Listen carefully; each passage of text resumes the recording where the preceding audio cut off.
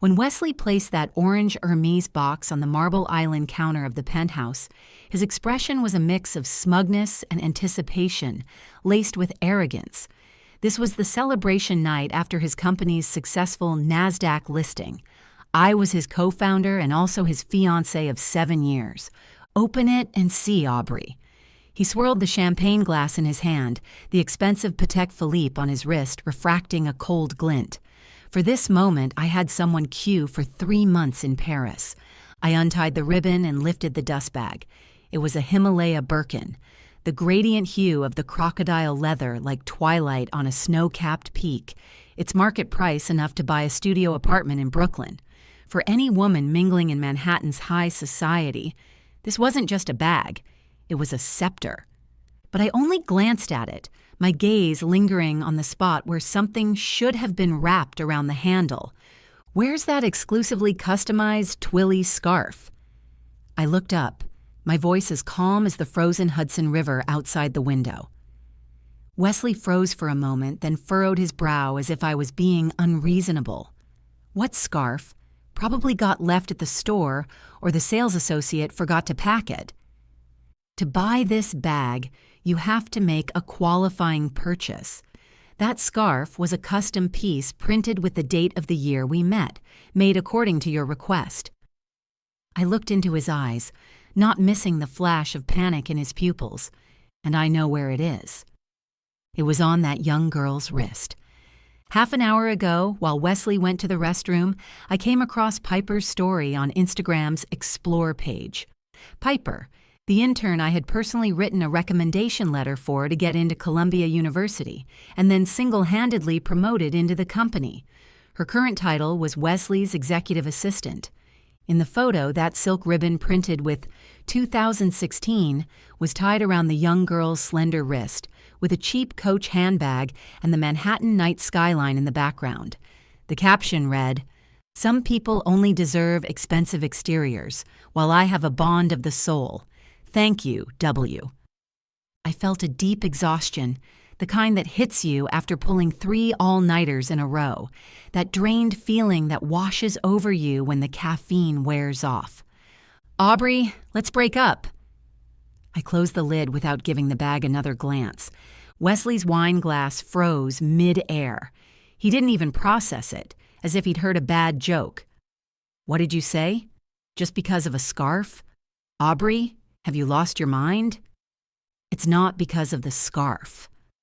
I turned and walked toward the floor-to-ceiling window, looking at the glittering city below. "It's because I feel dirty." "You're absolutely impossible!" Wesley slammed down his wine glass, the collision of glass against marble producing a harsh, crisp sound. He unbuttoned his suit jacket and paced irritably around the living room. It was a Tom Ford couture suit, every inch of tailoring perfectly fitted to his physique as a Tech Nouveau riche. But looking at him, I felt terrifyingly unfamiliar. The boy who shared a $1 slice of pizza with me at Columbia's library 7 years ago was dead. I just thought the ribbon was useless, so I casually gave it to an employee. He tried to suppress me with that habitual, condescending tone. "Piper has been working hard helping me with the roadshow documents lately. She's just a young girl who liked the pretty thing when she saw it, so I gave it to her. With so many people in the company, how am I supposed to remember who I gave it to?" "Which employee?" I asked, already knowing the answer. "You're interrogating me now?" He waved his hand dismissively, his eyes filled with disappointment at me. "Making a mountain out of a molehill. I put thought into preparing a gift worth hundreds of thousands of dollars for you, and I can't even get a thank you, darling. If you really care that much about that stupid ribbon, I'll just have my secretary go to the store on Madison Avenue tomorrow and buy out every pattern for you." No need. I turned around and looked Wesley straight in the eyes. He thought I was jealous, throwing a little tantrum. He had no idea that this bag was merely a tombstone, a memorial to a love that had long since died. If Piper likes it, you might as well give her this Himalayan too. After all, she's worked so hard she ended up in your bed. The air froze instantly. Wesley's expression froze on his face, followed by the rage of being exposed. He strode over and grabbed my wrist, gripping so hard it hurt. "Aubrey, watch your words. Piper and I are innocent. We're just work colleagues. Right now you look like some menopausal madwoman. Where's your composure as a partner?" "Innocent?" I laughed, prying his fingers off one by one. His palm was warm, but it made me sick to my stomach, like touching the slimy scales of a reptile. "Were you this innocent when you and Piper were vacationing in the Hamptons? That weekend you told me you were meeting investors in Silicon Valley." Wesley's face instantly turned deathly pale, his lips twitching slightly. I was just trying to relieve stress." He tried to salvage the situation, his tone softening. "Aubrey, you know how much pressure there's been with the IPO coming up. Piper, she just really admires me. She provides me emotional value. And you? All you ever talk about is financial statements, compliance, risk management. Being with you feels like living with a machine. Let me be blunt. Everything you have now, this apartment, your status, was all earned by me, grinding at the front lines these past few years. What's so hard about doing risk management behind the scenes? Without me, who do you think you are?" The moment those words left his mouth, the room fell into a deathly silence. Wesley seemed to realize he had gone too far. He frantically tried to grab my hand, but I turned aside and dodged him. He forgot. He had completely forgotten about the great New York blackout 3 months ago. Back then, to help him rush an urgent due diligence report, I went back to the office alone to get the files. I have severe claustrophobia, a shadow left by a childhood accident. The elevator stopped on the 42nd floor. Darkness surged in like a tide, and I could barely breathe. In extreme panic, I dialed his number with trembling fingers. At that moment, I thought he was my lifeline. The call connected, but what I heard wasn't his concern, but the sound of waves and Piper's coquettish laughter. "Wesley, come catch me." I wanted to speak, but my throat was seized by terror and couldn't make a sound. Then came Wesley's impatient voice. "Who is this? If you're not going to talk, I'm hanging up." Then came the beep-beep of the busy tone. At that moment, in the dark elevator car, I curled up into a ball, desperately listening to death's footsteps approaching. I wrote my will in the Notes app, allocated my trust fund, and even thought about what flowers to use at my funeral. Until the firefighters pried open the elevator door and the first ray of light came in, I knew that the Aubrey who loved Wesley had already died in that elevator. Now I'm just a vengeful ghost named Aubrey. Let me make it clear, you're living off me now. Wesley's hurtful words from just now were still echoing in my ears. What an ironic full circle. 7 years ago, when he couldn't even afford rent, he knelt before me just like this, eyes red as he swore, "Aubrey, I'll take care of you for the rest of your life and never let you suffer any grievance." All right, darling. Seeing that the hard approach wasn't working, Wesley started using his soft and hard tactics that always worked in business. He stuffed the bouquet of Ecuadorian roses into my arms, trying to cover up the crack from earlier. "We're about to get married, don't throw a childish tantrum. Piper's just a naive young girl, I'll have her return the ribbon tomorrow, okay?" I looked at that glaring bouquet of red roses as if I were looking at a pile of garbage. I stepped back, and the bouquet of roses fell to the ground with a thud. The bright red petals scattered across the marble floor, looking just like the blood that dripped from my bitten lip on that night when the power went out. "Wesley, do you really think I'm still that fool who would go through fire and water for a single promise from you?" I picked up the car keys from the island counter. Those were for my Porsche, not his. "Tonight I'm moving to the Waldorf. As for this bag," I glanced at that priceless crocodile skin handbag, a contemptuous curve forming at the corner of my lips. "Since it lacks a soul, let's leave it to someone without one." Under Wesley's shocked, nearly dazed gaze, I walked out of this mansion that was suffocating me at this very moment in my 7-centimeter red-soled heels, never looking back. The moment the elevator doors closed, I didn't cry. I opened a hidden folder on my phone named Junk Cleaner. Inside lay all the evidence I had collected over the past 3 months. The game has begun, Wesley. I hope your fragile ego can hold out a little longer. The next morning, I woke up in a suite at the Waldorf Astoria, with the autumn colors of Central Park's forests painting the view outside the window. Without Wesley snoring like thunder beside me, I slept exceptionally well. My phone buzzed, a push notification. Unsurprisingly, I scrolled past Piper's new Instagram post, a 9-grid photo layout. The one in the middle was that Himalaya Birkin from last night, minus the silk scarf. She had placed it on a table at some trendy Soho cafe next to a latte with latte art. The caption was full of the typical green tea bitch's pretentiousness. He is the best boss and the greatest mentor lover. Some people only see the price, but he taught me to see value. The comment section below had already exploded. Obviously, she hadn't blocked our mutual social circle with Wesley. Oh my God, isn't this the legendary Himalaya? Piper, did you hit the jackpot? Asking for advice. Which direction should I kowtow to get a boss like this? Is this fiction coming to life? Handsome guy and beautiful girl. Looking at these comments, I leisurely cut a piece of Eggs Benedict and put it in my mouth. Mentor lover, what a nauseating term.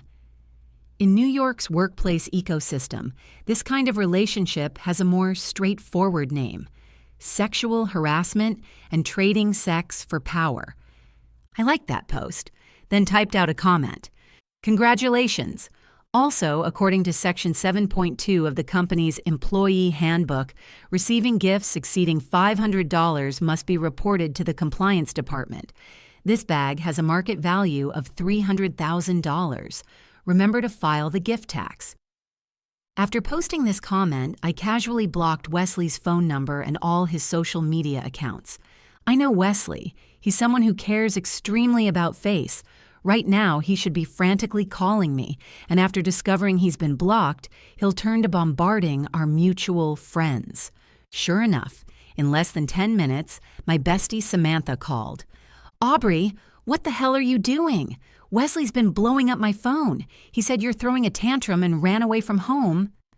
Samantha's voice was dripping with excited gossip vibes. Also, what's the deal with that intern Piper? Wasn't that bag supposed to be the engagement gift he was going to give you? We broke up. I calmly took a sip of coffee. We have a brunch at Balthazar at noon today. All our old classmates will be there, right? Yeah, it was originally to celebrate Wesley's company going public. I'll be there on time. After hanging up, I picked out a black silk blouse, paired it with high-waisted, wide-leg pants, and applied the most perfect vintage red lipstick. The woman in the mirror was sharp and striking, showing no trace of heartbreak. In Manhattan, tears are the cheapest accessory. If you're going to war, you have to put on your armor. When I walked into Balthazar's bustling hall full of French charm, the lively table instantly went quiet. Several old classmates exchanged glances. Wesley sat right in the middle, his eyes actually red-rimmed, looking like he hadn't slept all night. When he saw me come in, he sprang to his feet dramatically like he was performing in a play, his chair scraping harshly against the floor. Aubrey! He strode over and tried to grab my hand, but I sidestepped and dodged him seamlessly. Oh, come on, Aubrey, give us some face. Sit down first. Sit down. Our mutual friend Michael was a typical expert at smoothing things over, hastily trying to mediate. What couple holds grudges overnight? Wesley already told us it was his fault he didn't take care of your feelings. I was pulled by 2 girls to sit in the middle seat. Exactly, Aubrey. Wesley loves you so much. Last night when he couldn't find you, he nearly turned New York upside down. Men, they're just careless sometimes. Is it really worth all this over a bag? I quietly watched the scene before me. This is where Wesley excels. He always manages to seize the moral high ground first, portraying himself as a devoted but helpless victim, while I become that unreasonable shrew who throws a fit over a bag. Seeing that I wasn't saying anything, Wesley thought I had softened. He picked up that large bouquet of roses he hadn't had time to throw away from beside his feet, knelt on one knee in front of me, his voice hoarse at just the right pitch. "Aubrey, I know I was wrong. I shouldn't have given that ribbon away so carelessly. I must have been out of my mind. I've already gotten the bag back and made things clear with Piper. Can we make up? 7 years together, can you really bear to throw that away?" Cheers erupted around us. "Make up! Make up!"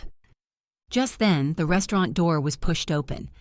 Piper appeared at the doorway wearing a white dress, looking pitifully delicate. She was obviously wearing carefully done, natural makeup, with teardrops hanging at the corners of her eyes, as if she had just suffered some great injustice. Wesley. This lingering, melodramatic call made everyone at the table freeze. Wesley's face instantly turned uglier than if he'd swallowed a fly. He whipped around and hissed, "What are you doing here?" I saw the location." Piper stumbled over, tears falling like broken strings of pearls. In front of everyone, she actually bowed to me. "Aubrey, if you're still mad at me, you can hit me or curse at me all you want. But Wesley is truly innocent. We're just soulmates at work. If you find me an eyesore, I can resign any time and never appear in front of you two again." What a great move. Retreating to advance. Watching her clumsy performance, I almost wanted to laugh. I was the one who posted the restaurant's location in the former intern group chat.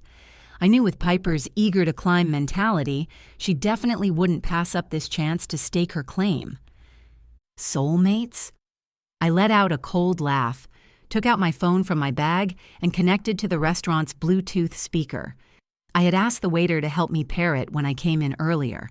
Since everyone is so concerned about our love life, why not listen to this conversation between soulmates? The next second, Wesley's voice rang out clearly in the noisy restaurant. It was audio extracted from the automatic cloud backup of Wesley's dash cam. The background sound was waves crashing against the beach. Is that old woman really that boring? It was Piper's cutesy voice. "Don't even mention her, she's like a block of wood. You're so much better, full of vitality. Aubrey only talks to me about work, and even in bed it's like she's running a board meeting." Wesley's voice was full of flippancy and disdain. If it weren't for the company still needing her connections and money, I would have kicked her to the curb ages ago. Look at that figure of hers, flat as an airport runway, nothing like your curves. Dead silence. The entire restaurant seemed to have been put on pause. The friends who had been trying to mediate now had a colorful array of expressions on their faces. So embarrassed, they wished they could crawl into a crack in the ground. Wesley froze completely in place, all color drained from his face, his lips trembling. How did you get?" Piper's crying also came to an abrupt stop as she looked around in horror at the contemptuous gazes from all directions. I picked up a glass of ice water from the table and elegantly splashed it onto Wesley's hypocritical face. The ice cube slid down his expensive collar, making him shudder violently. "Sorry, my hand slipped." I pulled out a tissue and wiped my hands, my tone colder than that glass of ice water. "Just like how you slipped and gave my silk scarf to your assistant." I stood up, looking down at this pathetic pair. "Wesley, I truly look down on you. Even your cheating is this disgusting, and you had to drag down the partner who supported you all the way here." "Aubrey, let me explain. I was drunk."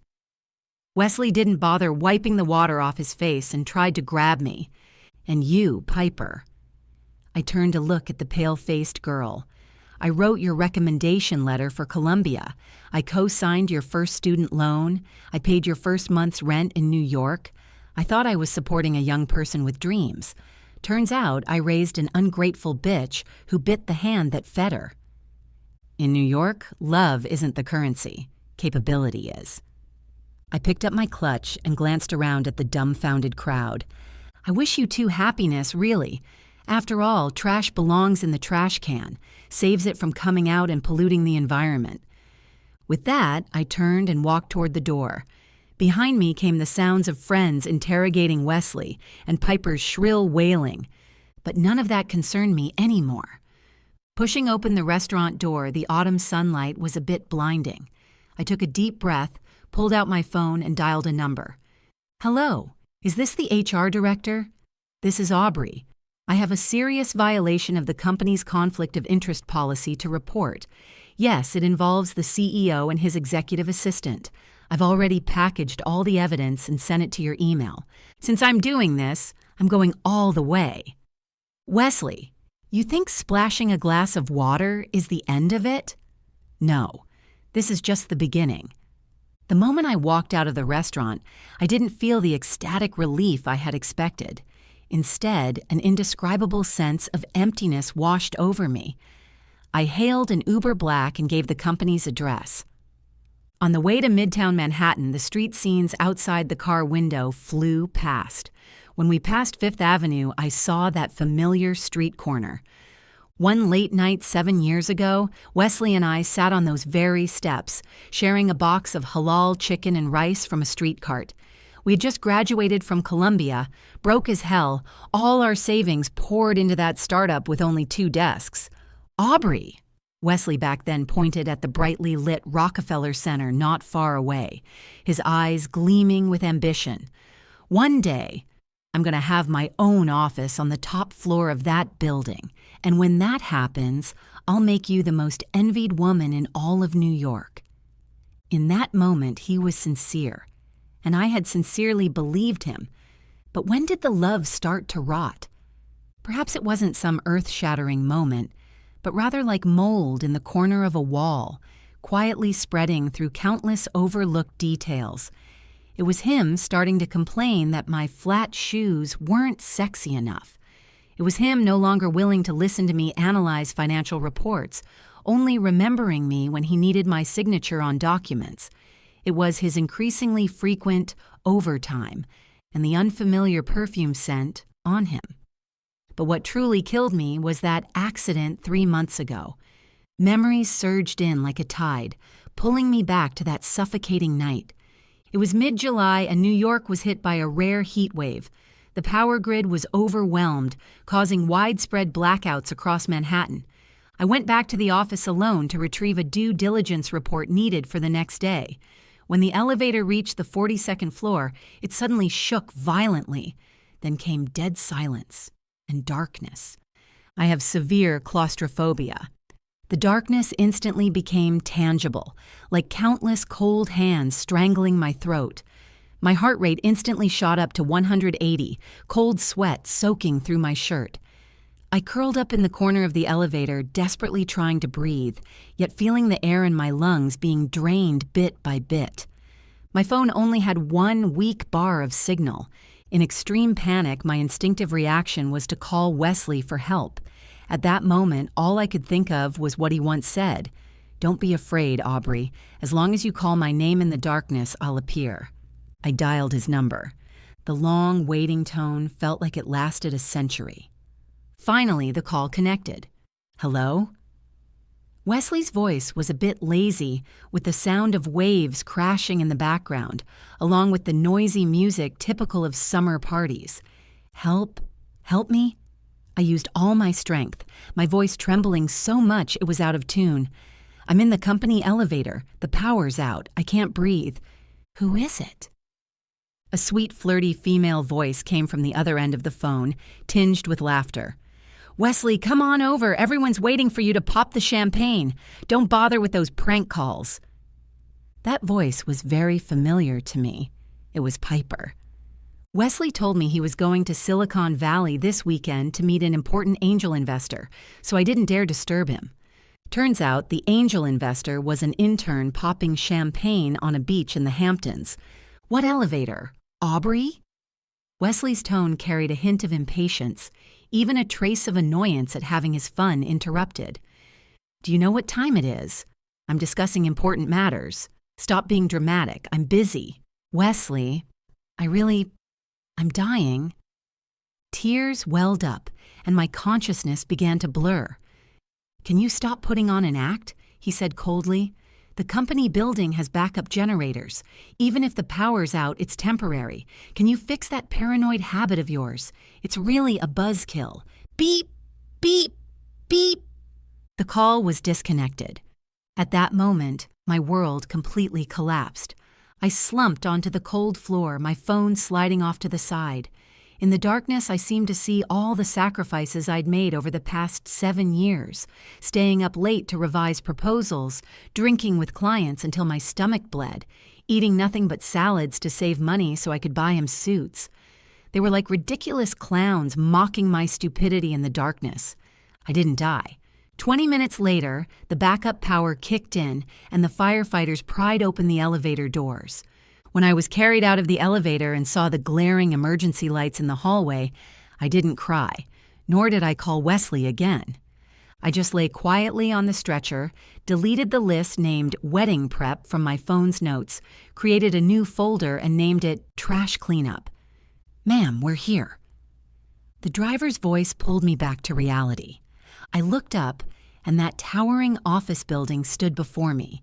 This was the empire Wesley and I had built together, every brick soaked with my blood and sweat. I took a deep breath, pushed open the car door, and walked through the revolving doors in my high heels. The receptionist looked surprised when she saw me. "Director Aubrey, isn't today Sunday?" "Some trash needs to be cleaned up," I said with a smile. I walked straight to the HR director's office. Even though it was the weekend, I knew Emily was a workaholic and was usually here at this hour. Emily saw me come in and pushed up the glasses on her nose. "Aubrey? Why are you here? You don't look so good." "Emily, I need to initiate a compliance investigation against Wesley." I took out a USB drive from my bag and placed it on her desk. This contains all of Wesley's travel reimbursement records from the past 2 years. You'll find that his business trips highly overlap with Piper's, and there are many large expenses that occurred on weekends, clearly personal entertainment, all charged to the company account. For example, the rental fee for a vacation villa in the Hamptons, and... I paused, my tone ice cold. "And part of the quota purchase fees for that Himalaya Birkin." Emily looked at me in shock. "Aubrey, do you know what this means? Wesley is the CEO. This is going to shake the company to its foundation." "Shaking the foundation is better than rotting from the roots." I looked her straight in the eyes. Besides, according to the company bylaws, if the CEO violates the conflict of interest policy and is suspected of misappropriating company funds, the board has the right to immediately initiate removal proceedings. "But he's your fiancé." "Ex-fiancé," I corrected. "Now he's a risk factor we need to deal with." Emily was silent for a moment. As a professional HR, she quickly weighed the pros and cons. She took the USB drive, her expression becoming serious.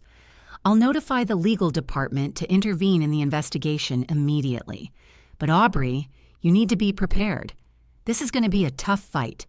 Wesley still has the support of quite a few major shareholders." "I know." I walked to the window, looking at the ant-like stream of cars below. "So I still need to do one more thing. As long as I'm here, the biggest client stays. Wesley thought he was the company's poster boy, but he was wrong.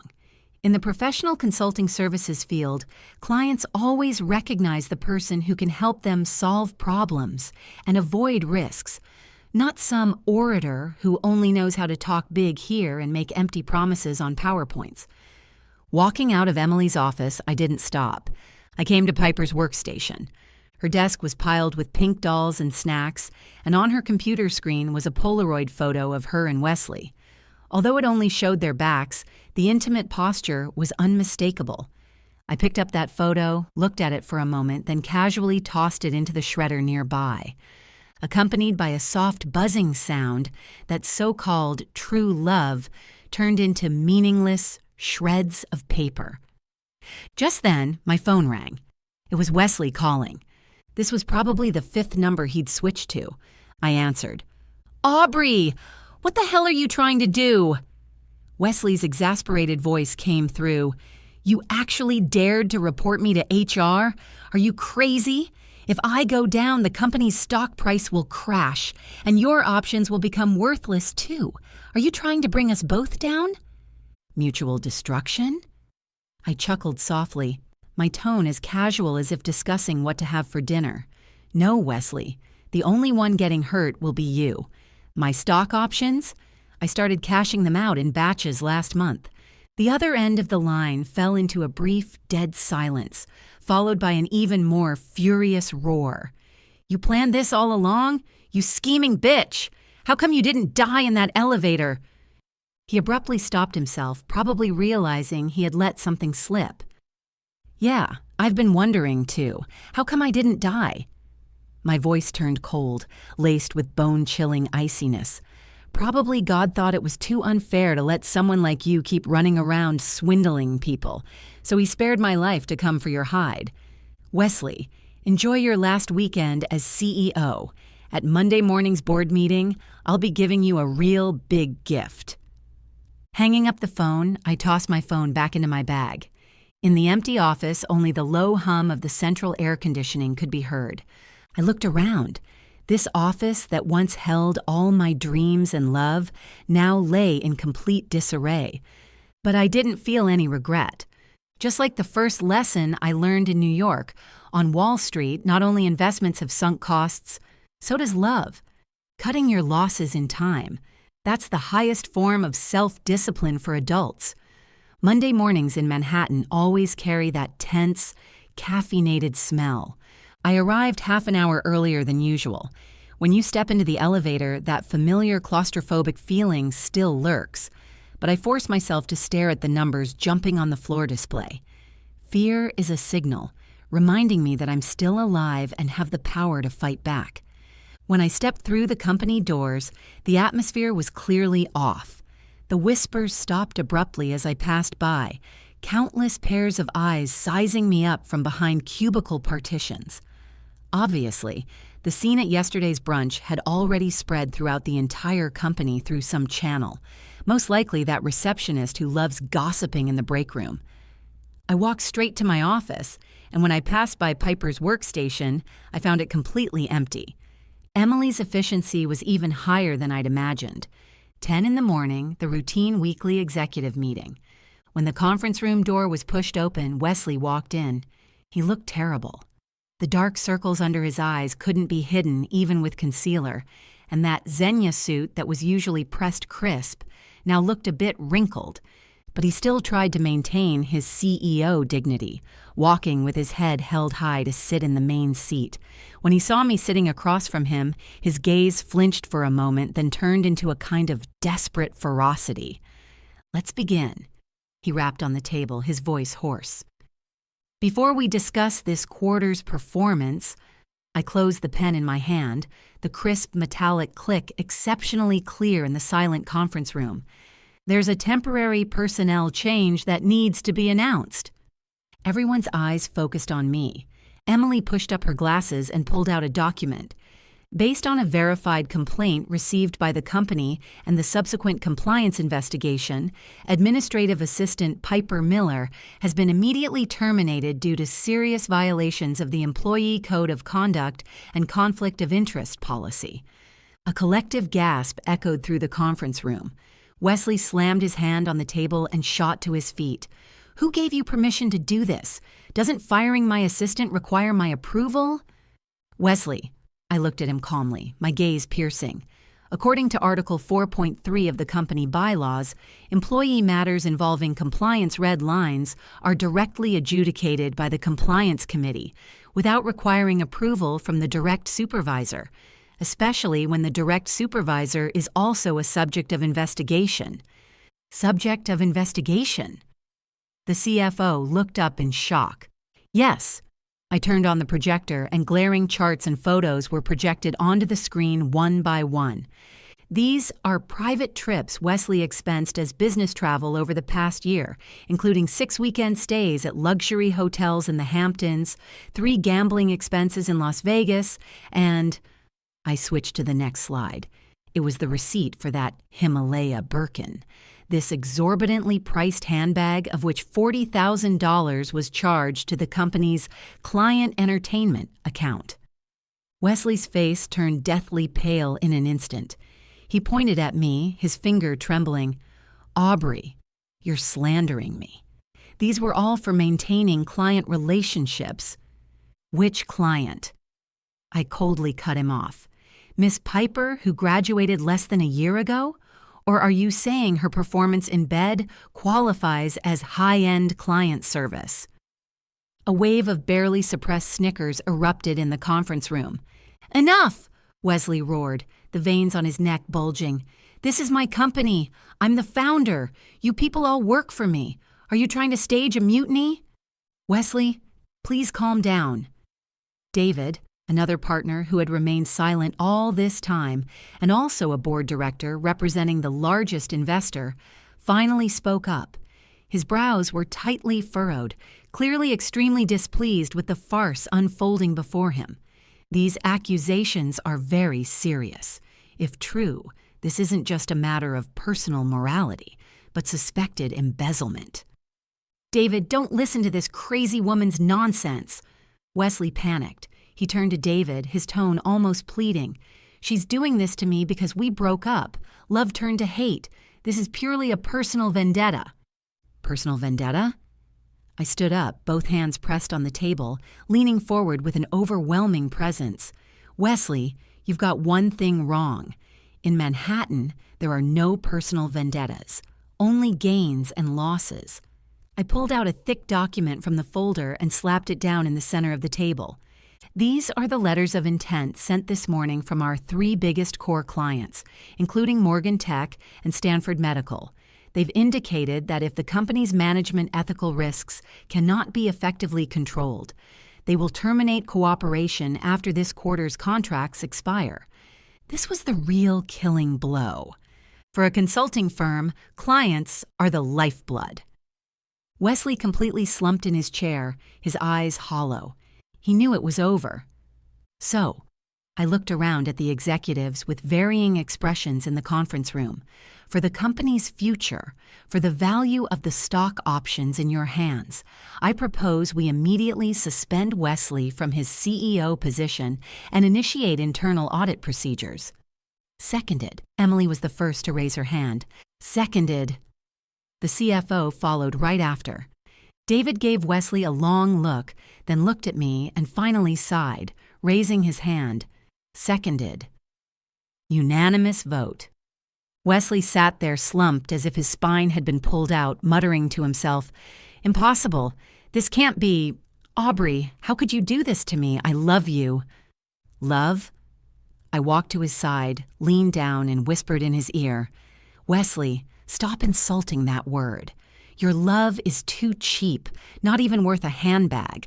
Now, all you deserve is to explain to legal exactly how many years your love is worth in prison time." After the meeting adjourned, security came in and politely yet firmly escorted Wesley out. As he was being dragged out of the conference room with his arms held, he was still looking back at me, his eyes full of resentment and unwillingness. "Aubrey, you'll regret this. Without me, you're nothing." I watched expressionlessly as the door closed behind him. Back in my office, I had just sat down when the door was suddenly pushed open. It was Piper. She was holding a cardboard box in her arms, obviously having just finished packing her things. Her originally delicate makeup was now smeared from crying, making her look utterly disheveled. "Aubrey, what gives you the right to fire me?" She slammed the cardboard box onto the ground, dolls and cosmetics spilling everywhere. "This is workplace bullying. I'm going to sue you." "Sue me?" I looked at her leisurely. "You can try. But before you find a lawyer, I suggest you take a look at this first." I took out a document from the drawer. It was the non-compete agreement and confidentiality agreement she had signed when she first joined the company. "You abused your position to develop an improper relationship with the CEO and are suspected of helping him embezzle company funds. Violating the NDA alone is enough to get you blacklisted in all of New York's finance and consulting circles." I paused for a moment, then took out another document. "And this is a demand letter drafted by my lawyer. The rent deposit I paid for you back then, and the $50,000 I lent you for emergencies. There are transfer records and your IOUs for all of it. Since you're no longer my employee, nor my sister. Please repay the principal plus interest within a week." Piper saw the IOU and froze completely. Didn't you say that was financial aid?" she said, her voice trembling. "That was an investment in young people with potential and character," I said coldly. "For traders, it's debt. Principal plus interest, $58,000 total. If you can't pay it back, my lawyer will file for court enforcement, and your credit record will be completely ruined. In America, a person with ruined credit can't even rent a basement. No, I don't believe it." Piper stepped back 2 paces, tears streaming down her face. "Wesley will help me. He's the CEO. Oh, forgot to tell you." I pointed outside the door. "Your dear Wesley was just escorted out by security. He's like a clay Buddha crossing a river right now, can barely save himself. And as far as I know, most of the assets under his name are still frozen under audit. Guess would he be willing to take on another debt for an assistant who lost her job?" Piper completely broke down. She plopped down on the ground and burst into loud sobs. Why are you doing this to me?" "I just loved him, that's all." "Love?" I walked up to her, squatted down, and looked at that young yet greedy face. "Little girl, don't dress up desire as love. What you love isn't Wesley. It's that pathetic bit of power in his hands and the vanity he could give you. You thought youth was capital, but in front of real capital, youth is worthless. Get lost." I stood up, not sparing her another glance. "Security, escort this uninvited guest out." Watching Piper being half dragged, half pulled away by security, the office finally returned to peace. I walked to the floor-to-ceiling window overlooking the bustling Manhattan. Sunlight pierced through the clouds, shining down on me. At this moment, I finally felt a long-lost sense of relief. But this wasn't enough. For someone like Wesley, losing his job was only the first step. I would make him thoroughly understand that the price of betraying me was something he could never afford in this lifetime. After driving away that pair of star-crossed lovers, the air in the company seemed much fresher, but I knew the real war had just entered its white-hot phase. Someone like Wesley would never let it go as long as he still had breath in him. Sure enough, that afternoon I received an email from Wesley's personal lawyer. The email's content was pompous, claiming he had made indelible contributions to the company during his tenure, and threatening that if I didn't withdraw the internal audit and charges against him, he would sue me for malicious defamation and demand a division of my equity. Looking at those threats filled with legal jargon on the screen, I just found it laughable. He probably forgot what my background was. Before switching careers to consulting, I had a JD degree from Columbia Law School, and him? Just a business school dropout who was good at making empty promises. I didn't reply to the email, but instead called my old classmate Alan at Sullivan and Cromwell directly. "Alan, help me draft a counterclaim. Also, check Wesley's recent money flow for me, especially that offshore account of his in the Cayman Islands." "No problem, Aubrey." Alan's voice sounded excited. "I've been wanting to watch you tear that scumbag apart. This is even more thrilling than winning a merger case." After hanging up, I rubbed my temples. Just then, my phone buzzed. It was a picture message from an unknown number. I opened the image. It was an ultrasound. Below it was a line of text. "He may have lost his job, but he has a complete family. Aubrey, you'll never beat this. We're having a baby." No need to guess. It was obviously Piper. Pregnant? Looking at that blurry black and white image, I felt no ripple in my heart whatsoever. I even kind of wanted to laugh. Getting pregnant at this critical moment, for Piper, she thought it was a long-term meal ticket. But for Wesley now, it was definitely a huge burden. I casually replied, "Congrats! Remember to get a DNA test. After all, you weren't the only girl at those parties when he was in the Hamptons." After sending it, I blocked the number again. That evening, I went back to the penthouse apartment where Wesley and I used to live. Although I'd already moved to a hotel, some of my important documents and personal belongings were still there. While I was tidying up the study, an old diary slipped out from a gap in the bookshelf. It was Wesley's diary. He used to have a habit of keeping a diary, which he used to record inspirations and vent stress during the early days of his startup. I had no intention of prying, but the page the diary was open to clearly showed today's date, 3 years ago today. That was the day we went to Vera Wang to try on wedding dresses. That day I was overjoyed. For that mermaid wedding dress, I had dieted for a month. When I walked out of the fitting room wearing that pure hand-sewn white gown, Wesley was sitting on the sofa looking at his phone. He looked up, his gaze somewhat distant, and said dismissively, "Looks pretty good. Let's go with this one." At the time, I thought he was just too tired from work. Feeling bad for him, I didn't make him stay with me longer and hurriedly settled on that dress. Now, looking at a printed screenshot of a chat conversation tucked inside the diary, obviously saved by him for some perverted sense of commemoration, I felt cold all over. The screenshot was time-stamped exactly when I was trying on the dress that day. On the other side of the chat was Piper. Piper had sent a sexy selfie of herself in lace lingerie. "Wesley, I think I've lost weight recently. Even my boobs got smaller. Look." Wesley replied, "It's fine. The parts that should be big haven't gotten any smaller." Piper, "What are you doing? I heard Aubrey is trying on wedding dresses today?" Wesley, "Yeah, bored to death. You have no idea how flat she is. She has to stuff several breast pads into that mermaid dress just to fill it out. She looks like a matchstick wrapped in white cloth. Really not attractive at all. You're the one with charm." Piper, "You're so annoying. So when are you coming to see me?" Wesley, "Once I'm done dealing with this haggard old hag, I'll come. Just bear with it a little longer. Once we go public, I won't have to put up with her anymore." So that's how it was. Turns out, as early as 3 years ago, when he still needed to rely on my resources and abilities to attract investors, when he was seemingly obedient to my every wish on the surface, this was how he was humiliating me behind my back. Haggard old hag. Matchstick.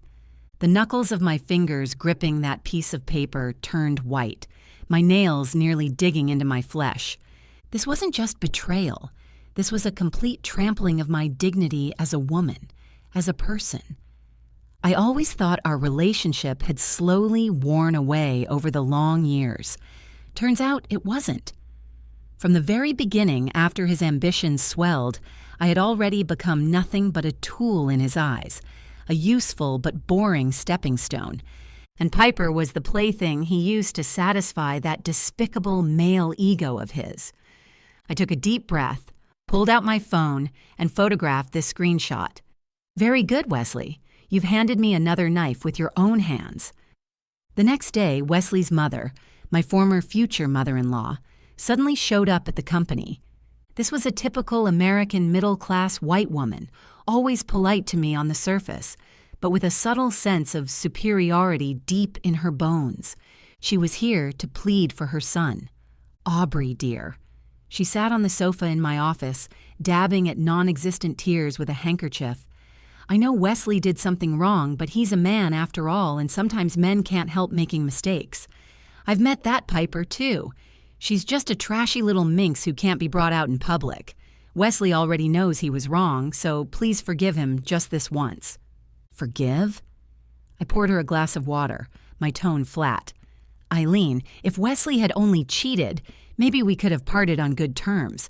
But he embezzled company funds and broke the law. That's a matter of principle." "Oh, come on, what's this about company funds? Isn't the company owned by the two of you anyway?" She was obviously completely legally illiterate. "Aubrey, you're a woman too. You know women should return to the family eventually. You've been so domineering, pushing your man too hard. That's why he had to seek comfort from someone else?"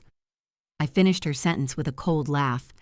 "Eileen, since you're here, there's something I want to show you."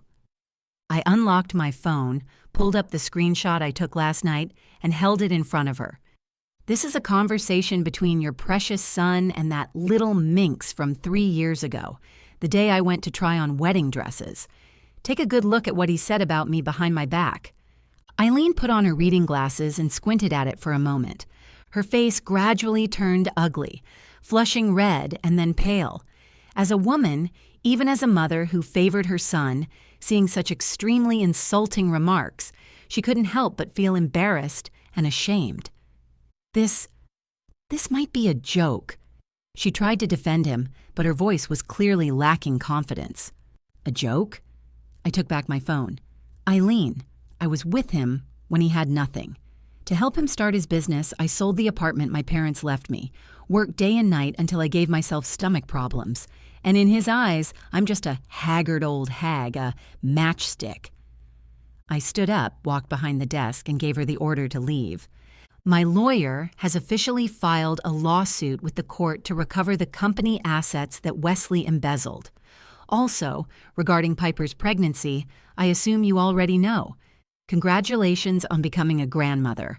But let me remind you, raising a child is expensive, especially when Wesley is about to go bankrupt and saddled with massive debt. When Eileen heard the word bankrupt, she suddenly stood up and the glass of water in her hand shook, spilling all over the floor. What bankruptcy? Wesley said he was just taking a temporary break. His shares have already been frozen. Once the fraud charges are established, he won't just lose everything he owns, he'll also face prison time. By then, that Piper, who only knows how to buy handbags and has no work skills whatsoever, plus a child to raise, what is your family going to live on? Your retirement pension? These words struck like a heavy hammer, completely shattering Eileen's psychological defenses. She clutched her chest, staggering back 2 steps, muttering, "Oh God, this is sinful." Just then, the office door was pushed open. Wesley rushed in and, seeing his mother's pale face, immediately yelled at me, "Aubrey, what did you do to my mom?" I just told her some truths. I looked at him calmly. What? You can dish it out, but can't own up to it? You vicious woman! Wesley tried to charge at me, but was firmly held back by the security guards behind him. Vicious? I laughed until tears almost came out. Wesley, compared to your mercy when you hung up on my distress call in the elevator, compared to how you humiliated me when I was trying on my wedding dress, what's this little bit of viciousness? I walked up to him, staring into his eyes over the security guard's shoulder. Remember this feeling of impotent rage. In the days to come, it will accompany you every single day. Take him away. I waved my hand. Watching Wesley being dragged away like a rabid dog, with Irene wailing and throwing a fit as she followed behind, that heavy stone that had been pressing on my heart for 3 years finally shattered. But I knew this wasn't the end yet. What I wanted him to lose wasn't just money and status, but also his laughable dignity and hope. The board's final resolution would be handed down in 3 days. That would be the final funeral prepared for him. The board meeting 3 days later was less of a business decision-making conference and more of a meticulously orchestrated public execution. The venue was a conference room in a private club in Midtown Manhattan, with floor-to-ceiling windows offering a panoramic view of Central Park and a dark oak round table that exuded an aura of power. Wesley arrived on time. Despite being suspended as a shareholder who hadn't yet been formally stripped of his equity, he still had the right to attend. He had clearly made preparations, wearing an expensive dark blue suit, his hair combed immaculately, trying to use his polished appearance to mask the panic within. But the red bloodshot in his eyes and his slightly trembling fingers still betrayed that he was all bark and no bite. Sitting across from him were the company's 5 core board members, as well as me, the acting CEO. The air was thick with the low pressure before a storm. Distinguished board members, Wesley struck first, trying to seize control of the narrative. The accusations against me are complete nonsense. I've already hired an independent audit team to prove that the so-called misappropriation of company funds were all normal business development expenses. Aubrey is completely using her position for personal revenge. She wants to swallow the company whole. He pulled out a thick stack of documents and slammed it on the table, his eyes looking at me provocatively. That file probably contained the so-called evidence he'd pieced together over the past few days, packaging those Hamptons parties as high-end client team-building activities. The directors flipped through the documents. Their expressions varied. David furrowed his brow, seemingly weighing the pros and cons. After all, Wesley was the founder, and if they really kicked him out, public opinion and stock price fluctuations were risks they needed to consider. I quietly watched Wesley perform, like watching a clown dancing on a tightrope. Only after he finished did I begin to speak unhurriedly. "Brilliant speech, Wesley. If you weren't CEO, maybe you could run for city council." I pressed the remote in my hand, and the large screen in the conference room lit up. However, everyone here might be more interested in this. What appeared on the screen wasn't financial statements or chat logs, but termination letters and letters of intent stamped with bright red official seals. These are official termination notices sent this morning from Morgan Tech, Stanford Medical, and 5 other Fortune 500 clients. The conference room instantly erupted into an uproar. "What?" David shot to his feet, his face ashen. "Aubrey, what's going on? These are our most vital clients." "That's not all," I continued, switching slides. "These are collective resignation letters from our core technical team. 12 key engineers, including the CTO, have stated that if management isn't replaced, they will all resign next month." Wesley's eyes went wide, staring at the screen in disbelief. You did this. You put them up to this." "Inciting?" I let out a cold laugh. "Wesley, you overestimate me and underestimate how disappointed everyone is in you. The tech team has long been fed up with your style of only putting on a show and not caring about product development. As for the clients..." I stood up, both hands pressing on the table, my gaze sweeping over every board member. What clients trust is a team that can deliver results, not a CEO who talks out of his ass and has a chaotic personal life. In the past month, I've already reached a preliminary agreement with our competitor, Bain Consulting, the second-ranked firm in the industry. If the board can't make the right decision today, I will lead my team and these core clients to join Bain directly. This was my ultimatum. Either keep Wesley and watch the company become an empty shell, or kick Wesley out and preserve the company's core assets and future. This was a no-brainer. David's expression shifted several times. Finally, he slowly sat down, and the look in his eyes toward Wesley no longer held any hesitation, only cold determination. "Wesley, according to Article 9 of the company bylaws, the force majeure and major reputational risk clause, I propose to formally remove you from your position as CEO and initiate the mandatory share buyback procedure." Seconded. Seconded. Hands rose one after another. It was the verdict on Wesley's career. "No, you can't do this." Wesley completely panicked. He jumped up from his chair and rushed to David. "David, we're buddies. I was the one who brought you in. You can't just stand by and watch me die." David coldly pushed his hand away. "Wesley, this is business. You crossed the line." Wesley turned to the other directors, but everyone avoided his gaze, either looking down at documents or turning to look at the scenery. In the face of profit, so-called friendship was as thin as a cicada's wing. Finally, he looked at me. What kind of look was that? Anger, despair, venom, and a hint of deeply hidden fear. "Aubrey, you win." He gritted his teeth, his voice seeming to be squeezed out from deep in his throat. "You'd risk the company just to destroy me?" "The company?" I smiled slightly, my gaze terrifyingly calm. "The company was built by me single-handedly from the start. Without me, it's just a shell company. What I'm destroying isn't the company.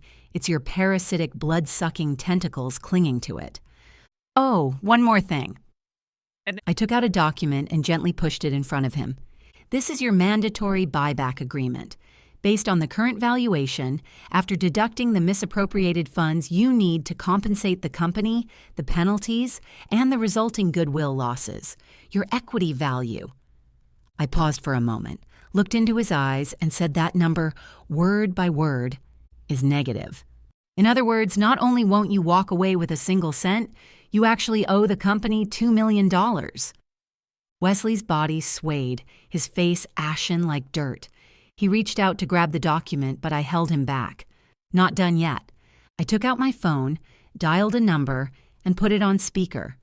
Eileen's, his mother's, weak voice came through the phone. "Hello? Is that Wesley?" "Mom."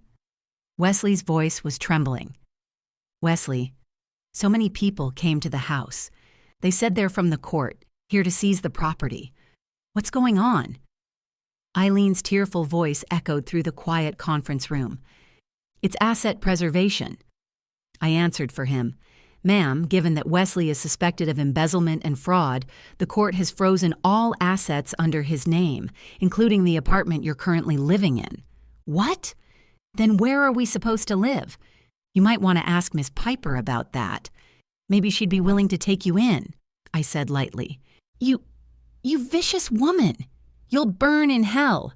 Eileen shrieked from the other end, followed by a commotion and the sound of something heavy hitting the floor. The call was then disconnected. Wesley froze for a second, then let out a beast-like roar, grabbed the glass of water from the table, and hurled it at me. "I'll kill you!" The security guards, already prepared, quickly rushed forward and pinned him to the ground. The glass shattered at my feet, the flying shards cutting through my stockings, but I didn't even flinch. I walked up to Wesley, who was pinned to the ground, looking down at this man who was once so arrogant. Now his hair was disheveled, face pressed against the carpet, as pathetic as a stray dog. "Kill me? You don't have the ability, nor the guts." "Wesley, the moment you chose to betray me, you should have known this day would come. When you hung up on me in the elevator, did you ever think I might die? When you humiliated my body, did you ever think about my dignity? Now take your debts and your true love and get the hell out of my world." Security dragged Wesley, still struggling and cursing, out of the conference room. As the doors closed, that obnoxious noise finally disappeared. The conference room fell into dead silence. I straightened my collar, turned to face those board members with complicated expressions, and put my professional smile back on. "All right, everyone, the trash has been taken out. Now we can start discussing the company's upcoming strategic restructuring." I knew that from this moment on, I would no longer be the Aubrey I used to be. In this concrete jungle of Manhattan, I had finally evolved into the apex predator. And the price for all of this was nothing more than a broken heart and 7 years of youth wasted on a dog. This deal was worth it.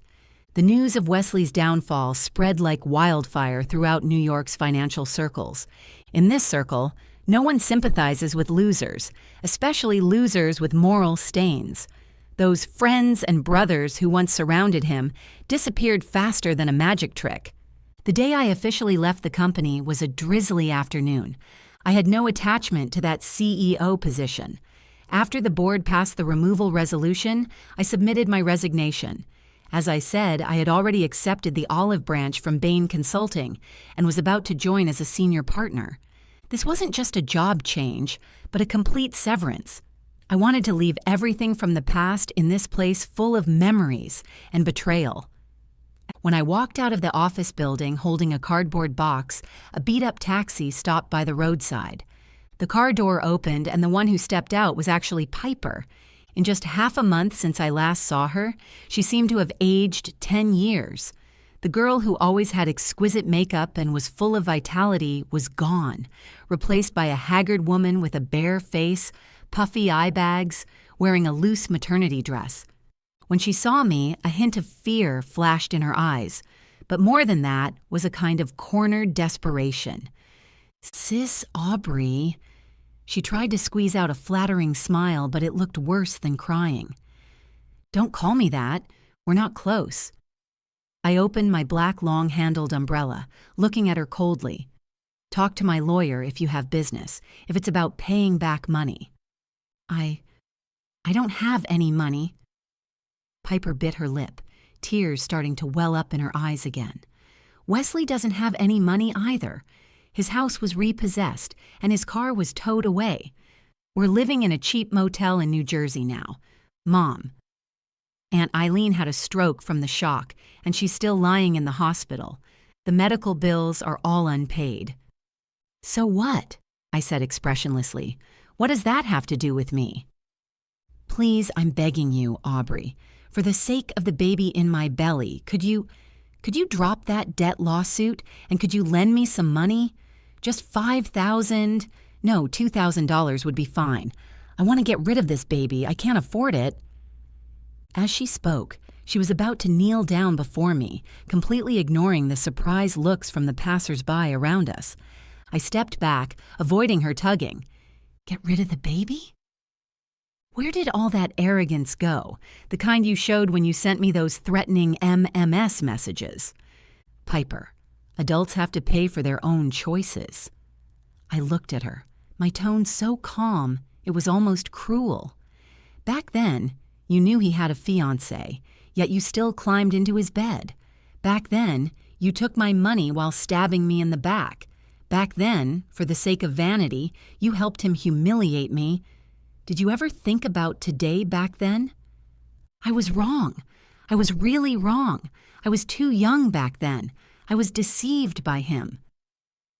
Youth is not an excuse for doing evil. That ribbon, that bag, you wanted them yourself. He didn't force you. I took out a business card from my bag. It was from a nonprofit organization in New York that specialized in providing legal aid to women in distress. This is the last bit of assistance I can give you. Go find them. Maybe they can help you apply for a free abortion or find you a shelter. As for that debt, you can file for personal bankruptcy and then you won't have to pay it back. Of course, the price is that your credit record will have a stain for the rest of your life. I tossed the business card into the puddle at her feet. Don't come looking for me again. Next time, I'll report you directly for harassment. With that, I turned and walked toward the Porsche parked by the roadside. The driver opened the door for me. I closed my umbrella and settled into the warm, dry car. Through the tinted window, I saw Piper pick up the business card, wailing in the rain. The car started, leaving that wretched figure behind. I felt not a ripple in my heart. Something like compassion in this cruel world should only be reserved for those who deserve it. Half a month later. In my new office at Bain Consulting, I welcomed my first visitor. It was Wesley. He actually managed to sneak into this heavily secured building. Looks like he still had some shady connections. But the way he looked now, I could barely recognize him. The haute couture suit he once took pride in was gone, replaced by a cheap jacket with some pilling. His stubble was unkempt, his eyes were cloudy, and his whole being reeked of a mixture of alcohol and cheap tobacco. He stood at the doorway of my office, looking at the spacious, bright floor-to-ceiling windows and the expensive decorations, his eyes full of jealousy and greed. "So this is your new territory," he spoke, his voice hoarse and grating. "You've done well for yourself, Aubrey." I put down the documents in my hand and pressed the intercom on the desk. "Security, there's an intruder." "Wait, don't call security." Wesley panicked, rushing in, trying to close the door. "I just want to say a few words. I'll leave right after." I let go, looking at him coldly. "You have 1 minute." Wesley took a deep breath, seemingly trying hard to regain some of his former dignity. "Aubrey, I know you hate me, and I admit I was a jerk in the past, but we did have 7 years together." 40 seconds left. I glanced at my watch. "Fine, I'll just say it." Wesley gritted his teeth. "I'm at a dead end now. My mom is paralyzed. That bitch Piper aborted the baby and ran off. I'm drowning in debt. Can you, for old time's sake, give me a way out? Even just getting me a job or lending me some money to get back on my feet. I know you have money. This little bit is nothing to you." Listening to his shameless words, I finally couldn't help but laugh out loud. "Wesley, do you still think, even now, that I'm the fool who would pay up for old times' sake?" I stood up and walked over to him. "Do you know? Before you came, I was reading a report. It's about that offshore account of yours." Wesley's face changed instantly. "You thought hiding that little nest egg in the Cayman Islands would keep me from finding it? My lawyer has already applied for long-arm jurisdiction with the court and frozen that account. That was your last lifeline, wasn't it? You're leaving me no way out?" Wesley's eyes widened, as if he had seen the devil. "Yes, leaving you no way out." I moved closer to him, staring into his murky eyes, and said word by word, "When you hung up on my distress call from the elevator to go on vacation with that mistress, you already killed the Aubrey who loved you. The me standing here now is just here to get justice for her. Get out, unless you want me to sue you for trespassing right now." Wesley looked at me, his lips trembling, but ultimately couldn't say anything. The once spirited and arrogant Wall Street rising star had now completely become a walking corpse. He turned around, dragging his heavy steps like a dog with a broken spine, and left my sight. This time, I knew he was truly finished. In this game called love, he lost all his chips, including his dignity, and I, upon the ruins, rebuilt my own kingdom. 6 months later. Early summer in Manhattan, the sunshine was bright but not scorching. I just finished a video conference with a European client, closed my laptop, and rubbed my somewhat sore shoulders. My assistant knocked and came in, handing me an iced Americano. "Director Aubrey, this is the invitation for tonight's charity gala. The organizers specifically invited you to speak as a representative of outstanding women." I took the gold-embossed invitation, my fingers tracing over the exquisite patterns on it. Half a year ago, I was still drowning in self-doubt over a bag without a ribbon, but now I've already reached a higher place than before. "All right, I'll attend on time." After work, I went to the Hermes flagship store on Fifth Avenue. This time, I wasn't accompanying anyone to buy a gift, nor was I here for quota purchases. "Ma'am, this Himalaya Birkin just arrived at the store. You're our VIC client. We specially reserved it for you," the salesperson said with a professional smile, displaying that rare handbag for me to see. Still that breathtaking beauty, the gradient hue of a snow-capped mountain peak. "Does this bag come with a matching ribbon?" I asked casually. "Of course, we've prepared the latest Twilly for you. If you don't like it, you can also have one custom-made." I looked at that bag and suddenly felt somewhat uninterested. Once I thought it was a symbol of status, proof of love. Now it seems it's just a container for holding things, even somewhat of a burden. No need. I waved my hand. "This bag is too heavy, doesn't suit my current style. Get me that black canvas bag instead. Lightweight, can fit a laptop." The clerk was a bit surprised, but still respectfully wrapped up that ordinary canvas bag for me.